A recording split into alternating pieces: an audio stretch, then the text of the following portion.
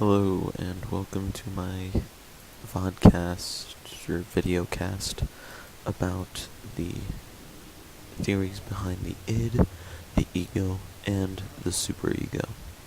Now, this theory was thought up by a good Mr. Sigmund Freud back around the creation of the theories of psychoanalysis. Now, the id, the ego, and the superego are usually just thought of as three different ways of thinking within just your modern day life. So, they each do different things for your thought process, both subconscious and conscious, and today I will be explaining them to you relatively briefly.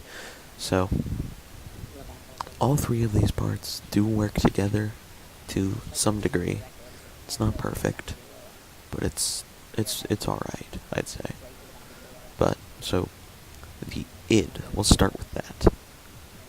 The id is a much more primal process of your thinking, where it focuses on more instinctual thoughts, and will serve towards it will work towards your more impulsive things, like aggression and what have you, sexual desires. It's a bit strange sounding, yes, but it's impulsive, like that of an infant.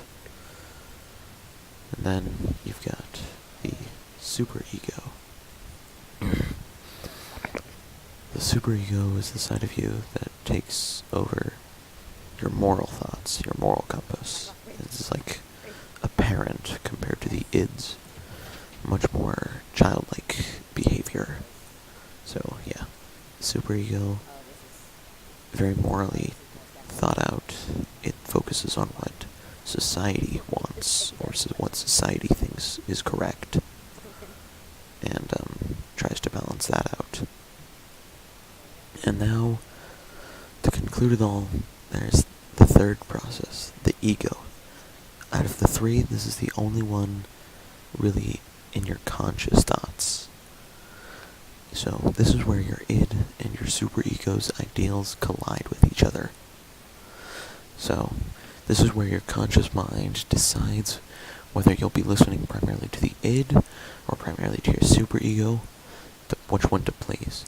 Of course, there's always that chance that it'll focus on pleasing both things, and when that happens, that's usually going to be your best sort of decision, but of course nothing is perfect, so it'll usually end up leaning one way or another, and that can depend just how you've been throughout your entire life, whether you've focused more on that type of thing or not.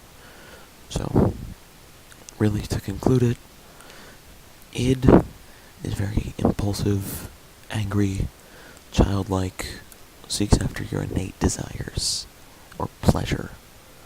And now, your superego, very moral, very ethical, follows values very well, to a T pretty much, and is parental almost.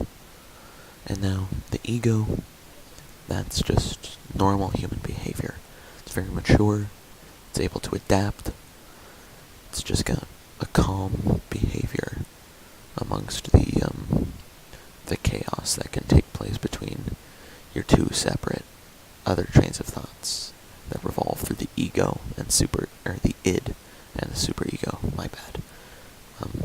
Thank you for listening in, and have a good day.